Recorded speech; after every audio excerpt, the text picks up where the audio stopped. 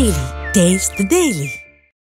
Cinema ఎలా ఉంటుందో అన్న విషయం పక్కన పెడితే ముందా సినిమాపై క్యూరియాసిటీ పెంచేదేంటి?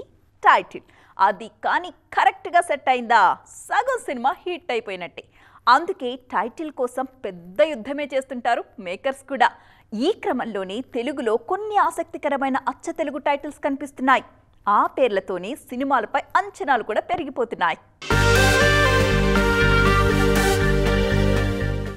మామూలుగా రవితేజ సినిమా టైటిల్స్ అంటే ధమాకా, మాస్ జాతర అంటూ మంచి మాసీగా ఉంటాయి.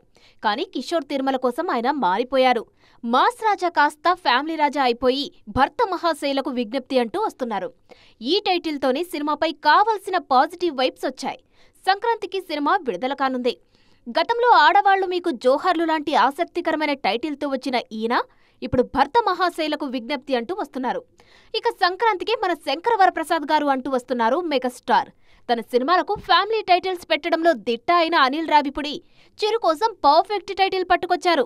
పైగా ఎమోషనల్ గాను కనెక్ట్ అయింది ఈ పేరు. సంక్రాంతికి వస్తున్నాం తర్వాత అనిల్ చేస్తున్న సినిమా కావడంతో మన శంకరవరప్రసాద్ గారిపై ఎక్స్పెక్టేషన్స్ పీక్స్ లో ఉన్నాయి. ఇక అత్తారింటికి దారేది, అలవైకుంఠపురంలో లాంటి టైటిల్స్ తో ఇండస్ట్రీ హిట్స్ కొట్టిన త్రివిక్రమ్ వెంకీ కోసం బంధుమిత్రుల అభినందనలతో అనే టైటిల్ పరిశీలిస్తున్నట్లు ప్రచారం జరుగుతుంది. మామూలుగా శుభకార్యాల్లో బంధుమిత్రుల అభినందనలతో అనే మాట కనిపిస్తుంది. దాన్నే టైటిల్ చేయాలని చూస్తున్నారు గురూజీ. అలాగే శర్వానంద్ సైతం నారీ నారీ నడుమం అంటూ పాత బాలయ్య టైటిల్తోనే రాబోతున్నారు.